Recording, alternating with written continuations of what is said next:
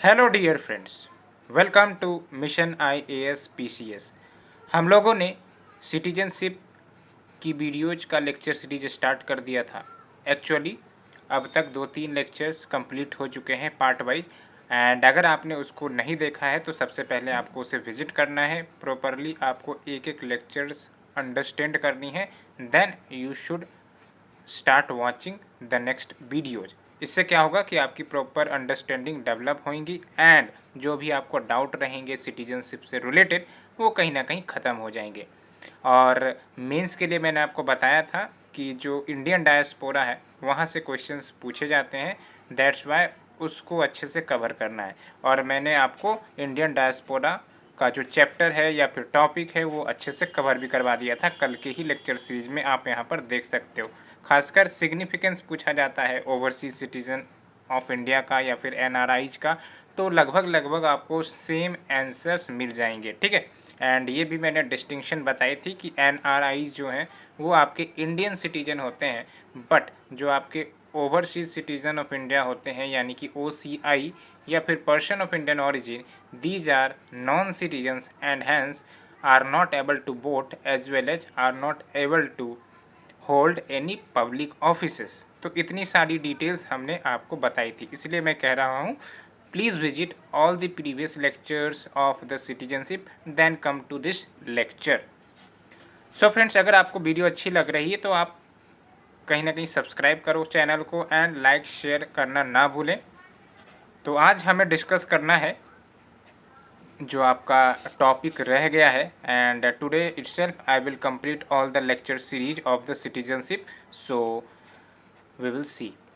तो यहाँ पर आप देख सकते हो जो चैलेंजेस थे इंडियन डायस्पोरा से रिलेटेड वो हमने सब डिस्कस किया था, गवर्नमेंट ने क्या इनिशिएटिव लिया था वो भी हमने डिस्कस किया था। एंड प्रवासी भारतीय दिवस, इसके बारे में हम जानते हैं। आपको भी पता है ना कि 1915 में महात्मा गांधी साउथ अफ्रीका से इंडिया को वापस लौटते हैं। That's why to mark their contribution toward the Indian freedom, इसी दिन को प्रवासी भारतीय दिवस के रूप में सेलिब्रेट किया जाता है। उसी प्रकार से जो हमारे NRIs या फिर जो आपके इंडियन डायस्पोरा आउटसाइड इंडिया रह रहे हैं एंड वो कहीं ना कहीं भारत की इकोनॉमी में, भारत की सोशियो इकोनॉमिक वेलफेयर में काफ़ी ज़्यादा कंट्रीब्यूट करते हैं, तो उनको एक प्रकार से रेस्पेक्ट देने के लिए कहीं ना कहीं प्रवासी भारतीय दिवस के रूप में भी सेलिब्रेट किया जाता है। तो यहाँ पर आप देख सकते हो भारत हर एक साल प्रवासी भारतीय दिवस सेलिब्रेट करता है। और यहाँ पर देख सकते हो 9 जनवरी, बिकॉज इसी दिन महात्मा गांधी साउथ अफ्रीका से इंडिया लौटे थे। तो यहाँ पर आप देख सकते हो the return of its most iconic pravasi Mahatma Gandhi from Africa. And ultimately यहाँ आने के बाद आपको पता है उन्होंने फ्रीडम स्ट्रगल लीड किया, चाहे वो चंपारण सत्याग्रह हो, नॉन कॉपरेशन मूवमेंट हो, सिविल डिसोबीडियंस वॉर हो, या फिर आपके क्विट इंडिया मूवमेंट हो। उसके बाद अंग्रेज़ों को ही यहाँ से क्विट करवा दिया। तो ये सब बातें हम जानते हैं, हमने मॉडर्न हिस्ट्री में पढ़ा भी है। तो उसी प्रकार से कहीं ना कहीं जो हमारे इंडियन डायस्पोरा है वो भारत के ग्रोथ में, इकोनॉमिक डेवलपमेंट में काफ़ी ज़्यादा कंट्रीब्यूट करते हैं। रेमिटेंसेस विदेशों से भेजते हैं, वो वहाँ पर पैसे अर्न करते हैं, पैसे बचाते हैं, और जो भी पैसे हैं वो इंडिया में भेजते हैं ताकि जो भारत में रह रहे लोग हैं उनकी जो सोशो इकोनॉमिक कंडीशंस है, चाहे शिक्षा की कमी हो, वो सब दूर हो सके। बिकॉज जब भी पैसे भेजे जाएंगे तो जो फैमिली मेम्बर्स होंगे कहीं ना कहीं वो स्टैंडर्ड ऑफ लिविंग हाइयर उनका होगा, साथ ही साथ बेटर एजुकेशन अपने फैमिलीज को दे सकते हैं, ठीक है, बेटर एम्प्लॉयमेंट अपॉर्चुनिटी होगी। तो जब हाथ में मनी होती है तो अल्टीमेटली जो रास्ता है वो भी खुलने लगता है। तो ये सब कुछ कंट्रीब्यूशन है। तो कहीं ना कहीं आप भी समझ सकते हो कि हमारे देश में पॉवर्टी को रिमूव करने के लिए भी अगर एक कंट्रीब्यूशन कहा जाए हमारे इंडियन डायस्पोरा का तो वो भी गलत नहीं होगा। तो फ्रेंड्स, हमने ये सब कुछ देखा था, ठीक है। यहाँ पर आपका जो टैग है वो गलती से आ गया है, ये हम कंटिन्यूएशन कर रहे हैं प्रवासी भारतीय दिवस का ही, ठीक है। तो वही बात है, to mark the contribution of overseas Indian community in the development of India. आप हमें बताओ किस किस रूप में हमारे जो OCI हैं या फिर जो आपके इंडियन डायस्पोरा है वो कंट्रीब्यूट करते हैं इंडिया को, ठीक है। तो कुछ कुछ एग्जांपल दे सकते हो, जैसे वेरियस इन्वेस्टमेंट करना इंडिया में, ठीक है, सो दैट इंडिया की ग्रोथ हो सके, या फिर यूँ कह सकते हो कि जो रिमिटेंसेस आते हैं in the form of money, मैंने डिस्कस भी किया था, $69 बिलियन की रिमिटेंसेस आती है, which is one of the largest remittances that India gets. तो ये सब कुछ हमने डिस्कस किया। अब ये सब जो पैसे आते हैं ना, ये सब पैसे कहीं ना कहीं इंडिया के जो लोग होते हैं वो खर्च करते हैं, तो जो डिमांड है वो बूस्ट होती है, पॉवर्टी रिडक्शन होता है। तो ये सब डायरेक्टली इनडायरेक्टली जो सिग्निफिकेंस है वो सब अटैच्ड है। तो यहाँ पर देख सकते हो सिग्निफिकेंस की बात तो मैंने की ही थी कल। To remember the favours and contributions जो एनआरआईज करते हैं या फिर इंडियन डायस्पोरा करते हैं to the welfare and development of the nation, ठीक है। एंड अभी जो 16th प्रवासी भारतीय दिवस कन्वेंशन है वो वर्चुअली हुई थी न्यू दिल्ली में because of the Covid issues, and जो थीम है वो कंट्रीब्यूटिंग टू आत्मनिर्भर भारत। तो ये सब जो टॉपिक है ना, 16th प्रवासी भारतीय दिवस, ये सब स्टेट पीसीएस के लिए इम्पॉर्टेंट है, that's why you can remember. And ये जो प्रवासी भारतीय दिवस हैं किन के द्वारा ऑब्जर्व करवाई जाती हैं, तो ministry of external affairs, because this ministry deals with the external issues, तो जाहिर सी बात है ये मिनिस्ट्री आपका पीवीडी ऑब्जर्व करवाती है, ठीक है। एंड ये सब बात हो गई। अब हम आते हैं एनआरसी के ऊपर, ठीक है। कहीं पर भी आपको इंडियन डायस्पोरा वाली बात आएगी या टॉपिक आते हैं या क्वेश्चन आते हैं, तो ये जो प्रवासी भारतीय दिवस है ना उसको ज़रूर मेंशन करना है आपको, सो दैट एक हैंगओवर मिल सके कि हाँ हम उनके कंट्रीब्यूशन को अंडरस्टैंड करते हैं, रिकॉग्नाइज करते हैं, और ultimately as a mark to the respect हम प्रवासी भारतीय दिवस सेलिब्रेट करने का प्रयास करते हैं। So now we have discussed about the PBD, let's move to the next topic that is your NRC, यानी कि नेशनल रजिस्टर ऑफ सिटीजन। ये काफ़ी ज़्यादा चर्चा में रही थी, अभी तो नहीं, लेकिन हाँ 2-3 साल से इसकी चर्चा काफ़ी ज़्यादा रही है, खासकर असम में, बिकॉज असम में एनआरसी को अपडेट करने की बात चल रही थी। ऐसे अगर देखा जाए तो 1951 में ही हमारा जो नेशनल रजिस्टर ऑफ सिटीजन है वो बना हुआ था, लेकिन असम में चूँकि एक स्पेशल कंडीशन आ गई थी 1971 का जो इंडो पाक वॉर हुआ था, इसके कारण बहुत सारे इलीगल इमिग्रेंट्स इंडिया में आ गए थे, खासकर असम में, बिकॉज बॉर्डर शेयर होता है। तो दैट्स वाई उन इलीगल इमिग्रेंट्स को आइडेंटिफाई करके उनको फिर से उनके देश वापस भेजने के लिए ये सब एनआरसी की अपडेट करने की बात चलती है असम में। और ये सब आपका जो असम अकॉर्ड हुआ था 1985 में उसमें भी कहा गया है, ठीक है। इसलिए इसके प्रति सुप्रीम कोर्ट ने भी अपने तरफ से सुओ मोटो इंस्टेंस लेकर इस एनआरसी को अपडेट करने के लिए कहीं ना कहीं काफ़ी ज़्यादा जोर भी दिया था, हम लोग डिस्कस करेंगे, ठीक है। तो ये देख सकते हो when we talk about the purpose of NRC, तो इसके तहत इलीगल इमिग्रेंट्स जो हैं जो इंडिया में आ गए हैं उनको सेपरेट करना है from the legitimate residents of the Assam. And जो नोडल एजेंसी है एनआरसी का वो कौन होगा, तो जाहिर सी बात है registrar general and census commissioner of India. तो ये सब हो गई। तो अगर एक और कंटेस्ट की बात करें तो इसके साथ साथ ये भी न्यूज़ में चल रही थी, ये भी आपने सुना होगा कि गवर्नमेंट ऑफ इंडिया जो है उन्होंने ये बात भी साफ कर दी है कि नेशनल रजिस्टर ऑफ सिटीजन्स को कैरी करने के लिए ऑल ओवर इंडिया वो अभी पक्ष में नहीं है। नहीं तो ये न्यूज़ चल रही थी कि अगर असम में एनआरसी हो रही है तो क्या ऑल ओवर इंडिया में होगी, तो ये सेंट्रल गवर्नमेंट ने क्लैरिफाई कर दी है एक्चुअली।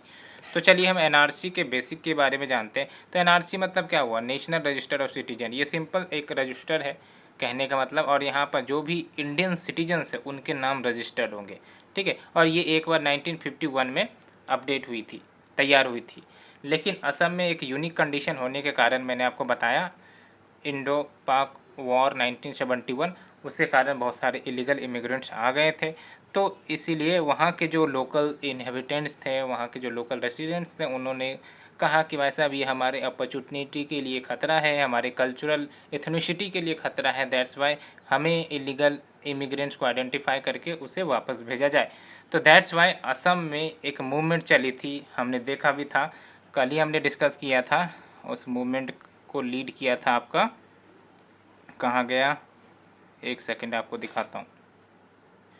ये आप देख सकते हो ऑल असम स्टूडेंट यूनियन, इन्होंने ही लीड किया था मूवमेंट को, और ये मूवमेंट आपका 6 सालों तक चली थी, 1979 से 1985 तक, बिकॉज इसके बाद आपका असम एकॉर्ड साइन हुआ था between the leaders and the government of India. उस समय Rajiv Gandhi basically prime minister के रूप में थे, और इस अकॉर्ड के तहत मार्च 25 1971 को कट ऑफ डेट रखा गया कि भाई साहब इससे पहले अगर कोई इमिग्रेंट्स भारत में है या फिर असम में है, असम की बात कर रहे हैं, तो वो उनको नागरिकता मिल जाएगी, लेकिन इसके बाद अगर कोई असम में आया है तो फिर कहीं ना कहीं उसको नागरिकता नहीं मिलेगी, वो इलीगल इमिग्रेंट्स कहलाएंगे। ठीक है, तो इसके बारे में हम और डिटेल से डिस्कस करेंगे। Let's move to the topic. ठीक है, तो हमने डिस्कस किया जो एनआरसी है यानी कि नेशनल रजिस्टर ऑफ सिटीजन, ये लिस्ट है एक प्रकार से all the legal citizens of the country having the necessary documents. And 2014 में मैंने आपको बताया था कि सुप्रीम कोर्ट ने ही स्टेट गवर्नमेंट को कहा था कि आपको 1951 के जो एनआरसी है उसको अपडेट करो in a time bound manner, because ये 1985 के जो असम अकॉर्ड है उसमें ही बात कही गई है कि अपडेट करना है, लेकिन बहुत समय से डिले हो रही थी। ठीक है, और जिसके कारण इंसर्जेंसी जैसी सिचुएशन बनती जा रही थी असम वाले रीजन में, तो कहीं ना कहीं इसको फास्ट ट्रैक किया गया। एंड अभी जो एनआरसी की प्रक्रिया है वो चल रही थी, आपने देखा भी फर्स्ट राउंड सेकेंड राउंड चला था। एंड ये जो प्रेजेंट एक्सरसाइज है एनआरसी से रिलेटेड वो सुप्रीम कोर्ट के ही सुपरविज़न में चल रहा है।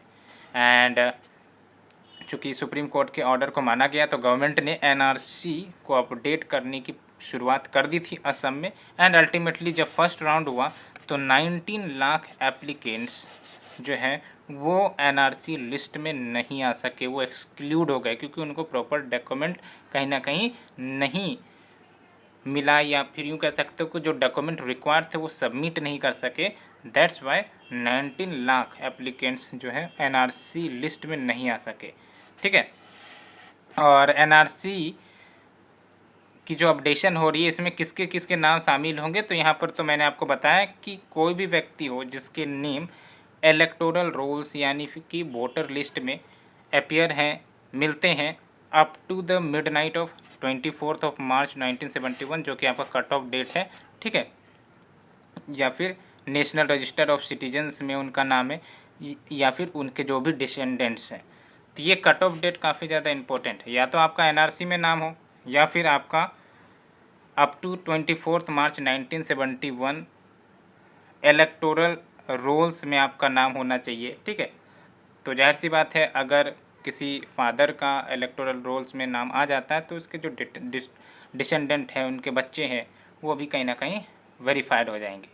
तो ये सब चलती है। ठीक है, तो इसीलिए मैंने कट ऑफ डेट को आपको याद रखने की बात कही थी। तो होप यू अंडरस्टूड दिस। इस आधार पर सारा अपडेशन चल रहा है एनआरसी में। एंड ये जो असम है वो ओनली एक्सेप्शन है to the provisions of citizenship act 1955, because originally अगर आप देखोगे सिटीजनशिप एक्ट 1955 का, तो उसमें जो इलीगल इमिग्रेंट्स को डिटेक्ट करने का कट ऑफ डेट था वो जुलाई 1949 था, लेकिन असम के लिए एक नया कट ऑफ डेट निर्धारित किया था जो डिसाइड हुआ आपका 1985 असम एकॉर्ड के अनुसार। और इसके तहत जो भी फॉरेनर्स हैं जो असम में आए हैं अप टू मार्च 24 1971 उनको एक प्रकार से इंडियन सिटीजनशिप मिल जाएगी, लेकिन उसके बाद अगर कोई आए हैं तो उनको इलीगल इमिग्रेंट्स करार दिया जाएगा। ठीक है, and accordingly the action will be taken. And साथ ही साथ सिटीजनशिप अमेंडमेंट एक्ट 2019 को सही तरीके से इम्प्लीमेंट करने के लिए जो सिटीजन्स हैं एंड कौन इलीगल माइग्रेंट्स हैं उनको आइडेंटिफाई करना ज़रूरी था। इसीलिए एनआरसी जो है आपका नेशनल रजिस्टर ऑफ सिटीजन वो नेसेसरी फर्स्ट स्टेप था कि पहले तो आइडेंटिफाई तो करे कि कौन इलीगल माइग्रेंट्स हैं, and once it gets identified then proper implementation of citizenship amendment act will take place. तो we have discussed all this, and let's move to the other contemporary issue।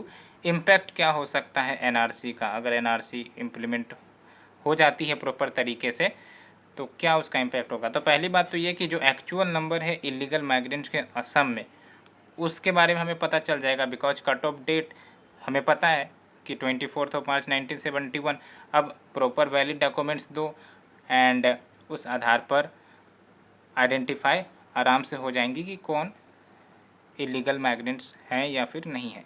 तो actual number of illegal migrants Assam में हैं कितने हैं उन सब का पता चलेगा। हाँ, लेकिन और कुछ इश्यू अगर आ जाती है, ठीक है, कि हो सकता है डॉक्यूमेंट खो गया होगा, बहुत सारी ऐसी इश्यू आते रहती है, वो आपने न्यूज़पेपर में पढ़ा होगा, तो उसके लिए कुछ अलग प्रोविजंस किए गए होंगे, है ना। एंड अदर इम्पैक्ट अगर देखें तो जो वेरीफाइड डाटा सेट होगा to carry out meaningful debates and implement calibrated policy. And साथ ही साथ फ्यूचर माइग्रेंट्स जो बांग्लादेश से आ रहे हैं उनको एक प्रकार से डिटर किए जा सके कि आप असम में इलीगली इंटर नहीं करो, नहीं तो फिर आप आइडेंटिफाई कर लिए जाएंगे and accordingly the action will be taken. साथ ही साथ जो इलीगल माइग्रेंट्स हैं इट में फाइंड इवन मोर डिफ़िकल्ट कि वो इंडियन आइडेंटिटी डॉक्यूमेंट्स प्रोक्यूर करे, बेनिफिट्स हासिल करे, बिकॉज एक सबसे बड़ी इशू ये होती है कि जब इलीगल माइग्रेंट्स की बात होती है तो हमारे देश में आते हैं और दूसरी इम्पोर्टेंट बात कि जो लोकल रिसोर्सेज होता है कहीं ना कहीं उसका कंजम्पशन होने लगता है, लोकल अपॉर्चुनिटीज़ ख़त्म होने लगती है। तो ये सब जो डर है ना, जो ओरिजिनल हैबिटेट्स हैं उनके मन में रहता है, तो ये सब बातें चलती है। साथ ही साथ ये जो आपका इंक्लूज़न है विल प्रोवाइड दोज, यानी कि जिनके नाम आ गए तो एक प्रकार से उनको एक संतुष्टि मिलेगी कि हाँ we are not a people of different nation, we are a part of this nation itself. तो एक प्रकार से ये संतुष्टि मिलेगी। तो फ्रेंड्स ये हमने इम्पैक्ट देखा। Let's move to the challenges. Challenges बहुत सारे हैं, इतना बड़े लेवल पर अपडेट करना एनआरसी को कहीं ना कहीं काफ़ी ज़्यादा चैलेंजिंग है, बिकॉज किसी का नाम छूट गया, ओरिजिनल डॉक्यूमेंट नहीं दे पाए, ओरिजिनल डॉक्यूमेंट खो गया, बहुत सारी बातें हैं।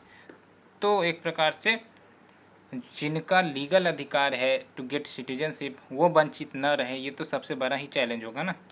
तो एक है पहला आपका फ्लॉड प्रोसेस। कहने का मतलब ये है कि जब हमने देखा कि एनआरसी का फर्स्ट राउंड हुआ तो फर्स्ट लिस्ट में बहुत सारे नाम जो हैं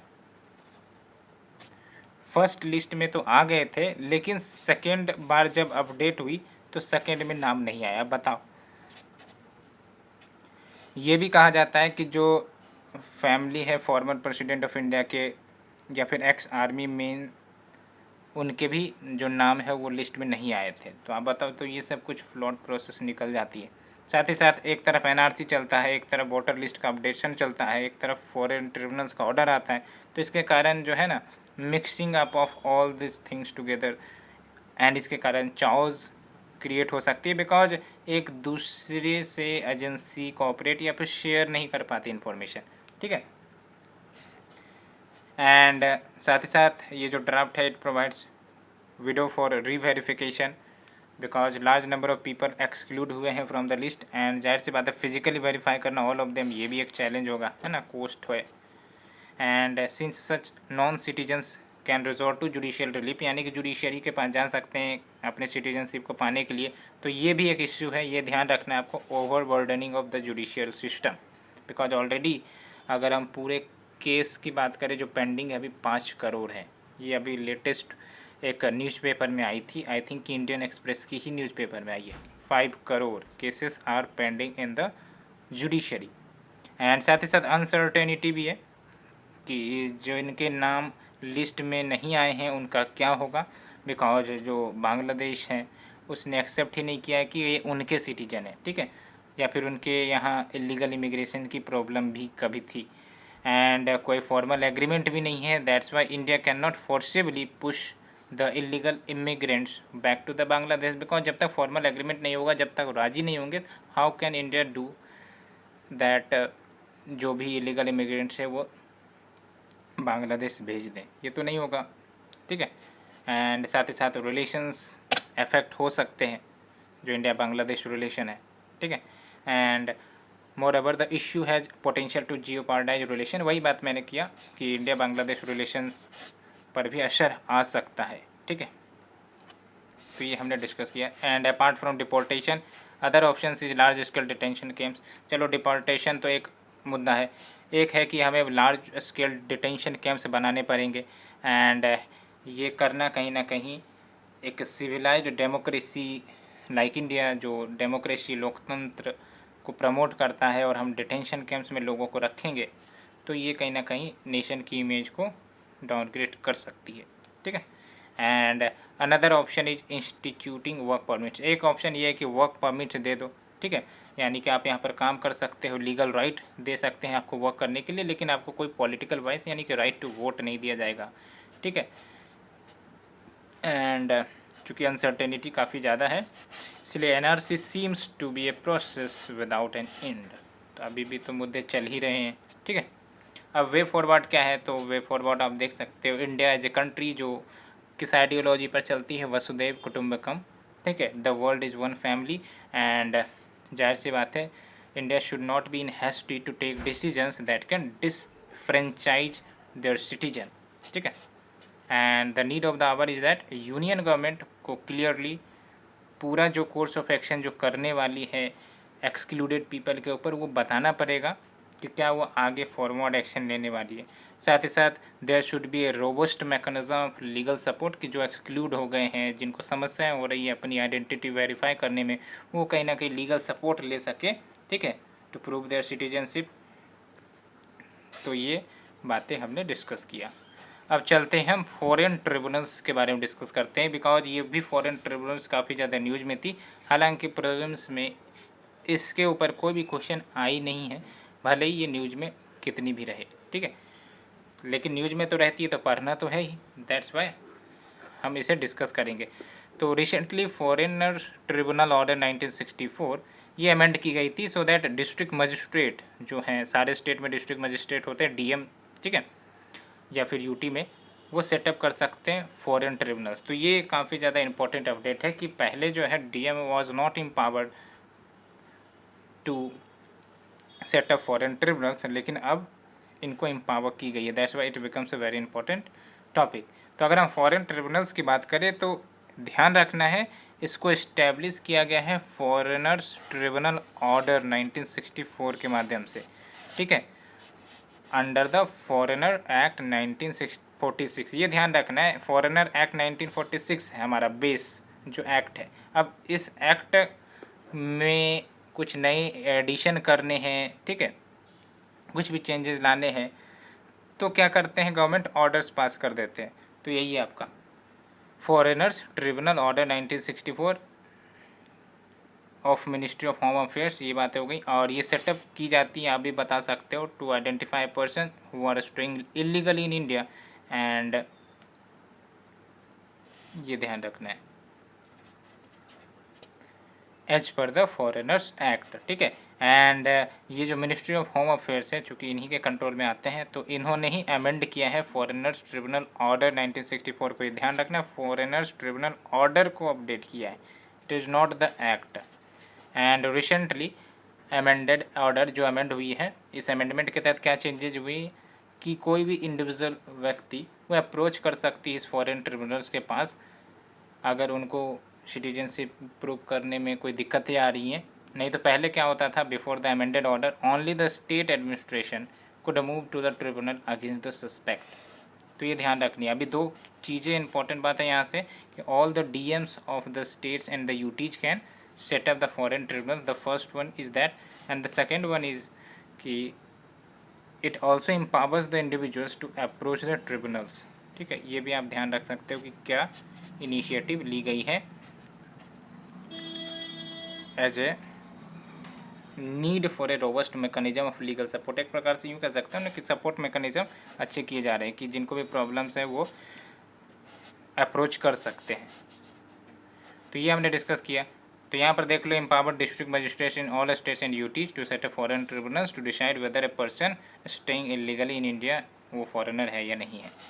अब चलते हैं, सेंसस वाला भी कुछ न्यूज़ में चल रहा था तो इसको भी कवर कर लेंगे। तो basically when we talk about the census exercise, तो we have an act that is your census act 1948 and accordingly we have the census rules 1990 and it provide the legal framework to conduct of census. When we talk about census मतलब क्या, गणना, जनगणना, you already understood it, ठीक है। And इससे पहले 2011 में जो आपका सेंसस है वो कंडक्ट किया गया था एंड उसी के अनुसार आपको पता है कि इंडिया की पॉपुलेशन क्या है, 1.21 बिलियन यानी कि 121 करोड़ है अप्रॉक्स। एंड अभी सेंसस 2021 में करवाने की बात थी, बिकॉज हर 10 साल में आपका सेंसस होता है, but because of the Covid pandemic the census was stopped, because physical verification सब करने थे तो कोविड इन्फेक्शंस बढ़ सकती थी। दैट्स वाई ये जो मूवमेंट है सेंसस वाली उसको स्टॉप किया गया था, एक प्रकार से डिले किया गया था, लेकिन फिर से इसको रिवाइव करने का न्यूज़ चल रहा है। That's why the census news becomes very important. तो ये जो सेंसस 2021 है ये 16th सेंसस होगा हमारे देश का।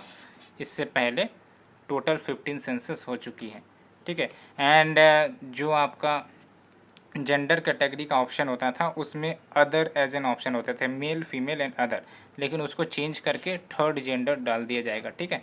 तो ये एक चेंज हो रहा है यहाँ पर। साथ ही साथ अभी देखा जाए तो ऐसे 5 लाख पीपल आइडेंटिफाई किए गए हैं जो अदर कैटेगरी में आते हैं as per the census 2011।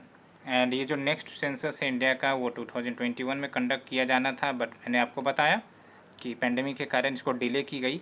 And reference date क्या था तो 1 मार्च 2021 and except for the states of Jammu and Kashmir, Himachal Pradesh and Uttarakhand. तो ये 3 राज्यों में शायद अभी सेंसस कराने का जो समय है उसको रोका गया है, तो वो आगे के नोटिफिकेशन में सब पता चल जाएगा, बस आपको ध्यान रखनी है। साथ ही साथ ये देखो जो सेंसस डाटा है वो कब आपको अवेलेबल होंगे 2024-25 के आसपास, बिकॉज सेंसस करने में काफ़ी ज़्यादा समय लगती है। आई थिंक कि 2-3 साल तो लग ही जाते हैं। That's why the data will be available after 24। And ये बातें हो गई। एंड क्या न्यू स्टेप्स लिए गए हैं फॉर द सेंसस 2021, तो यहाँ पर आप देख सकते हो डिजिटल टेक्नोलॉजी का भी फ़ायदा लिया गया है। ये भी कहीं मेंशन कर सकते हो कि टू कंडक्ट द सेंसस कितनी आसानी हो जाती है when there is a digitisation. Mobile app का इस्तेमाल होगा for the first time for data collection and online self enumeration, यानी कि आप खुद अपने डाटा डाल सकते हो, ठीक है, जब पॉपुलेशन एनुमरेशन फेज आएगी तो ये देख सकते हो facility of online self enumeration. And census monitoring and management portal भी लॉन्च की जाएगी जो सिंगल सोर्स होगा for all the officials involve in the census activities to provide multi language support. And इसमें कोड डायरेक्टरी भी introduce की जाएगी to fast track the process and entire process digitally, ये काफ़ी इंपॉर्टेंट है, इंटायर प्रोसेस डिजिटली कंडक्ट की जाएंगी and data collection will be quicker. तो ये बात है, अदरवाइज आप समझो कितनी डिले हो सकती थी, इतने ज़्यादा पॉपुलेशन का सेंसस फिर से करवाना, और अच्छी खासी इस बार पॉपुलेशन एडिशन होगा, आप देख लेना। आई थिंक कि 130 करोड़ से एभव ही पॉपुलेशन जा सकती है, वो तो पता चल जाएगा जब सेंसस आएगी। तो आप समझ के चलो फिजिकली अगर इसको कंडक्ट करवाया जाए तो कितनी ज़्यादा चैलेंजेज आएगी, रिसोर्स भी जाएगा, ठीक है। तो डिजिटल प्रक्रिया कहीं ना कहीं कुछ न कुछ समाधान दे सकता है, ठीक है। तो वो हमने डिस्कस कर लिया। चलिए अब डिस्कस करते हैं नेशनल पॉपुलेशन रजिस्टर। तो ये नेशनल पॉपुलेशन रजिस्टर, जैसे हमने सेंसस की बात करी तो वहाँ पर इंडियन सिटीजन्स जो है ना उसके नाम होंगे, लेकिन जो नेशनल पॉपुलेशन रजिस्टर है वो इंडियन जो रेसिडेंट्स हैं उनके नाम होंगे, यानी कि it will include the citizens as well and non citizens as well.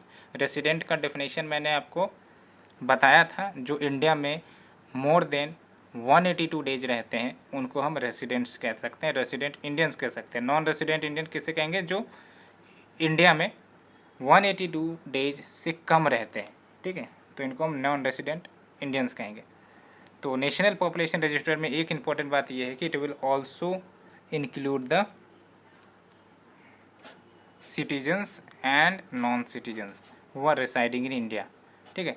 तो कंटेक्स्ट क्या है, तो recently government has decided to prepare national population register by September 2020। काफ़ी पुरानी न्यूज़ है, बट ये न्यूज़ में चूँकि चलते रहती थी, दैट्स वाई आई थॉट कि हम इसको अपडेट कर देते हैं।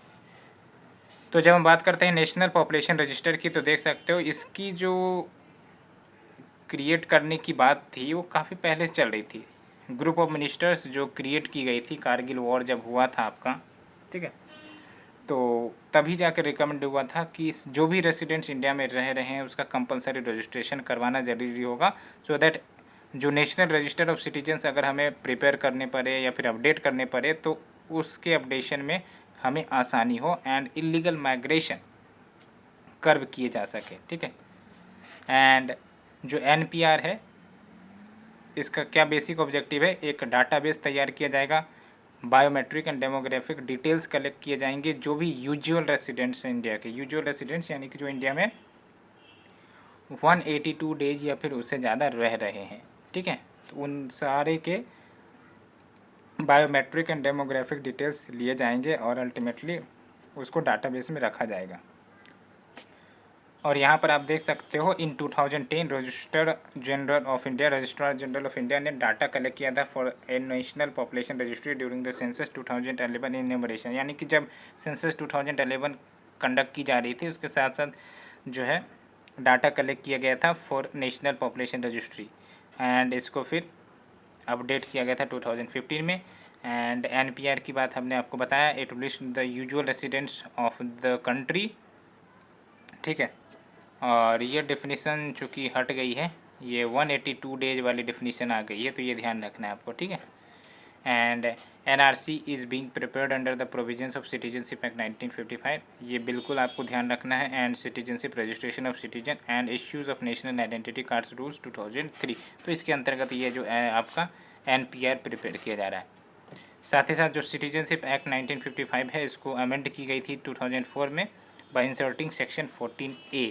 तो ये 14A क्या प्रोविजंस आपको प्रोवाइड करता है, तो देख सकते हो जो सेंट्रल गवर्नमेंट है, ये ध्यान रखना है, इस प्रोविजंस को समझना ज़रूरी है। सेंट्रल गवर्नमेंट कंपलसरी अगर चाहे तो कंपलसरी रजिस्टर करवा सकती है एवरी सिटीजन ऑफ इंडिया को and national identity card issue कर सकती है। साथ ही साथ जो सेंट्रल गवर्नमेंट है वो नेशनल रजिस्टर ऑफ इंडिया भी मेंटेन कर सकती है, जिसको हम NRIC करेंगे या NRC कह सकते हैं।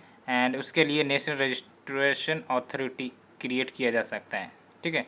तो इसीलिए कह सकते हैं कि it will be compulsory for all usual residents को रजिस्टर करें अंडर द NPR, बिकॉज ये सिटीजनशिप एक्ट 1955 में साफ साफ बोला गया है। And it will be conducted in conjunction with the phase of census 2021, यानी कि जो सेंसस 2021 कंडक्ट किया जाएगा उसी के साथ साथ NPR का भी डाटा कलेक्ट किया जाएगा by the office of registrar general of India under the home ministry. तो ये ध्यान रखना है, ये जो आपका office of registrar general of India है वो होम मिनिस्ट्री के अंतर्गत आती है।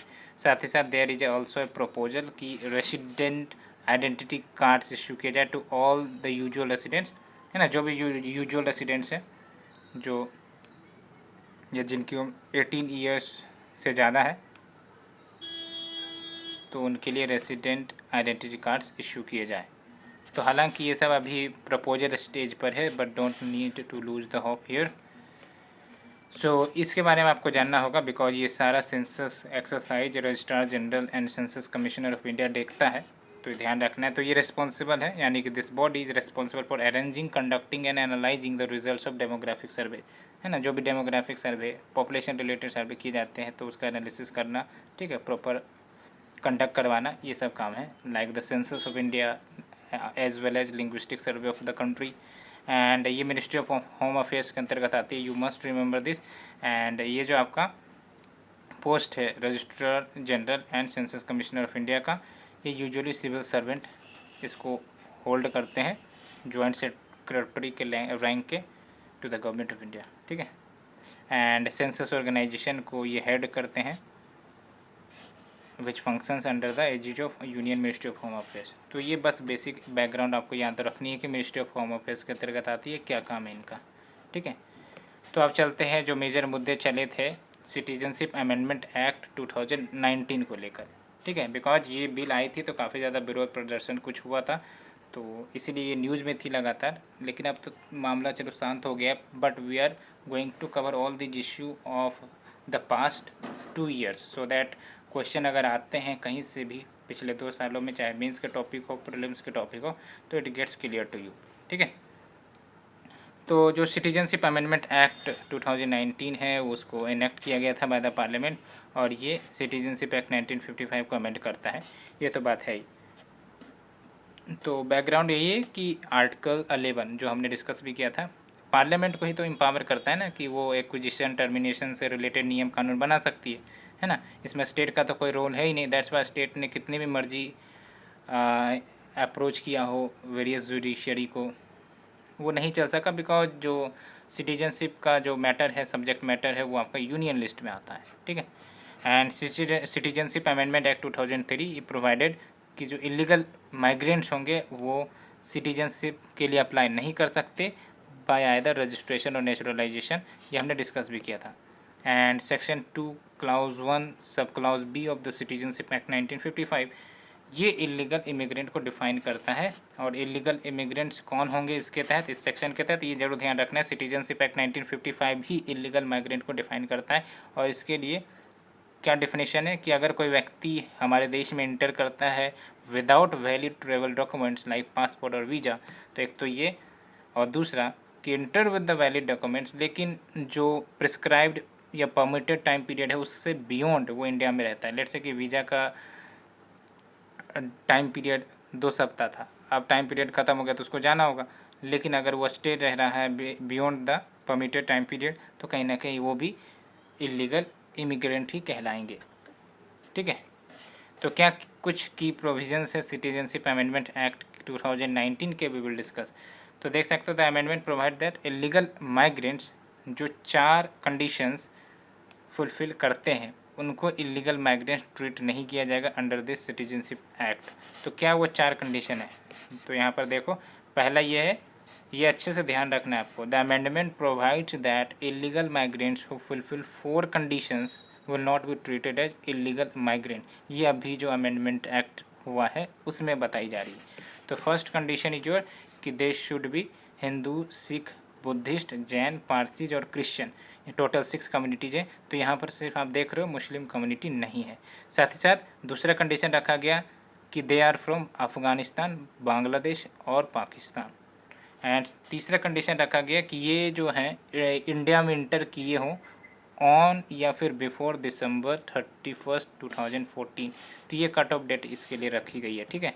क्या जो भी आपके इलीगल इमिग्रेंट्स हैं अगर इंडिया में इंटर करते हैं ऑन और बिफोर December 31, 2014 तो फिर उनको इलीगल इमिग्रेंट्स ट्रीट नहीं किया जाएगा। ये चारों कंडीशन फुलफिल करने पड़ेंगे, ठीक है, एक नहीं चारों। एंड साथ ही साथ they are not in certain tribal areas, जहाँ आपके 6 शेड्यूल एरिया जो कि ट्राइबल एरियाज को डील करते हैं, जैसे असम, मेघालय, मिजोरम, त्रिपुरा, 4 स्टेट आते हैं ना, MMTM कहते हैं, असम, मेघालय, मिजोरम, त्रिपुरा, या फिर areas under the inner line permit. तो इन एरियाज में ये ना हो। तो ये 4 कंडीशन अगर फुलफिल होता है, ठीक है, तो उनको इलीगल माइग्रेंट्स नहीं ट्रीट किया जाएगा अंडर दिस एक्ट, ठीक है। यानी कि they will be eligible for citizenship, कहने का मतलब ये। तो बाकी आगे के डिटेल्स करने की ज़रूरत नहीं है।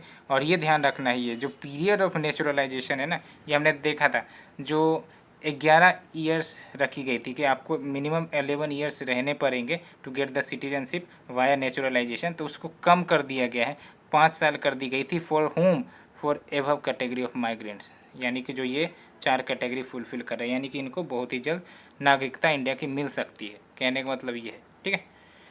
तो क्रिटिकल एनालिसिस की अगर हम बात करें, तो आर्ग्यूमेंट अगेंस्ट की बात करें, तो पहली बात तो आप भी समझ रहे होंगे, स्पेसिफिकली टारगेट द मुस्लिम, ऐसा क्रिटिक्स कहते हैं।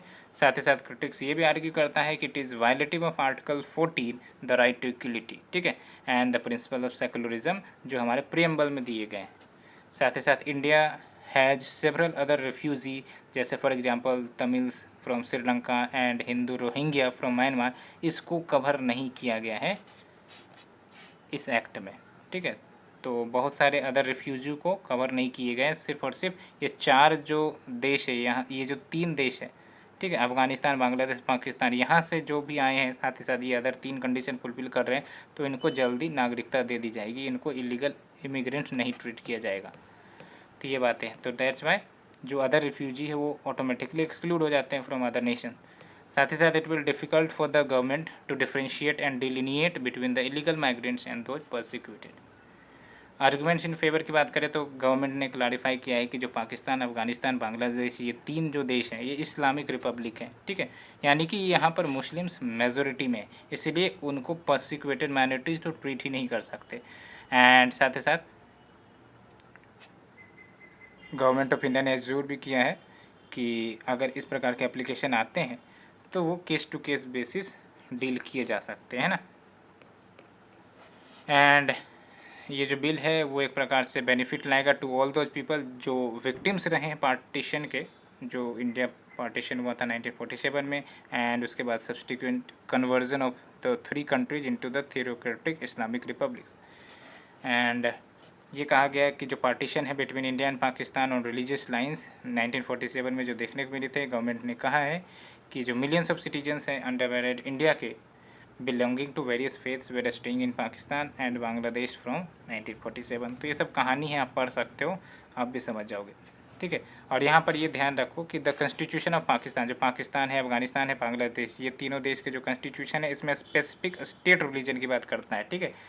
तो इसके कारण क्या होगा, मैनी पर्सन्स जो Hindu, Sikh, Buddhist, Jain, Parsi, Christian communities के हैं उनको कहीं ना कहीं परसिक्यूशन देखने को मिल सकता है on the ground of religion, ठीक है।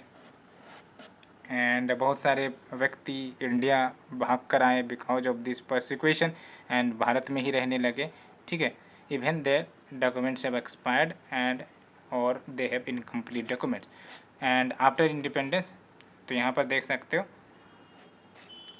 भारत ने बार बार कहा है कि India considered that minorities in its neighbourhood is it's responsibility. ये स्टेटमेंट कहीं यूज कर सकते हो, ठीक है, कि जो माइनॉरिटीज़ हैं नेबरहुड में वो इंडिया की रेस्पॉन्सिबिलिटी है, ठीक है।